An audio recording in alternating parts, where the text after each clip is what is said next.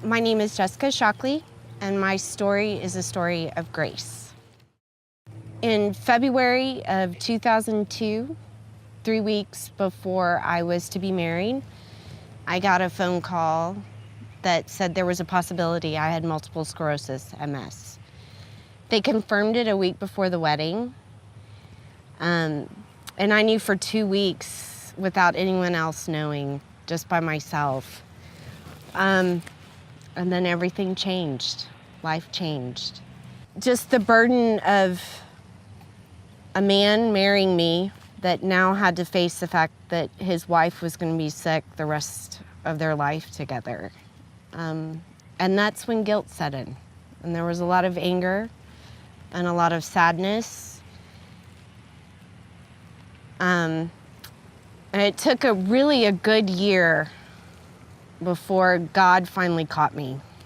And I didn't go to him seeking peace or love or mercy. I went to him furious that he had given it to me, and I wanted to know why. And that is how he called me. He gave me the gift of MS, and that's how he brought me to him. And that took a good 1.5 years, almost 2 years, to accept that. My fatigue is like I'm getting the flu every day. That's what I feel like. It's that deep bone fatigue that you have with the flu. It varies on levels, but it's every day. I cannot feel my left side most of the time. I have horrible pain and burning throughout most of my body. At all times.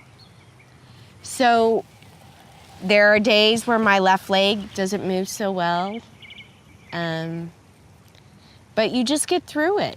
I'm used to feeling this way now, so I don't really know how to feel any other way. So you really have a choice. It's either I could lay down and have a pity party, or you get up every day and you deal with it. And that's basically what he said to me, was you're gonna have to learn how to deal with this. So it's been 12 years. And it's been quite a journey. Everything that I thought I couldn't do with it, I've been able to do so much more. So, I mean, the blessing of children, beautiful friendships, healing with my parents after their divorce. I mean, just everything has fallen into line just from this gift. What I think about the most, though, is because I suffer from such pain and fatigue, I always think about the cross. I always think about what Jesus went through, the pain and the suffering of taking everything on. And then overcoming that with the resurrection, that my pain is nothing compared to what he went through. So I think when we look at it that way, you can pretty much handle anything. The greatest thing that has come out of it for me is my relationship with Christ, because that would not have happened if I did not have this. It would not, I just would not have gone to him.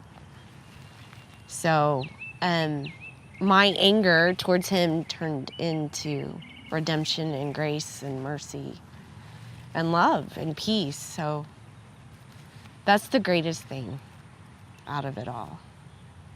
Prayer is a constant. You have to constantly pray. And even the stuff that you don't say out loud to him, he knows what's in your heart, he knows what's in your mind, he knows what you need right at that moment. A great example of prayer was last year after coming out of a major attack and my MS had progressed. My youngest son, Bennett, had asked if I would look at butterflies with him, and I was in horrible pain. And I just, can I have 5 minutes, God? And he ended up giving me 2 hours sitting outside with my youngest without any pain. You have to trust that his way is the best way. We may not always understand it or why he's doing it, but his purpose is far greater, excuse me, than anything you could ever imagine. And that's usually what I stick to, because it's just blind faith. I mean, I have to get up every morning with faith that I'm going to be able to walk. So I have the faith that he's there. I know he's there. He gave it to me to heal my heart. He needed to do that. And as I've had friends say, you're stubborn, so there had to have been a way for him to catch you. And it was just pure anger going to him. Why would you do this? And then everything came after. And then I got it. I feel his presence the most when I'm very, very sick and I can't really do anything with the treatments. You can almost feel his arms around you. And sometimes he doesn't even say anything. He just is there with you. And it's very peaceful and it's very comforting to know that you don't have to be anything other than yourself with him. And he's okay with that. He's okay if I get mad or I get really sad or I don't understand why I can't do more. And he's okay with that. It's peace.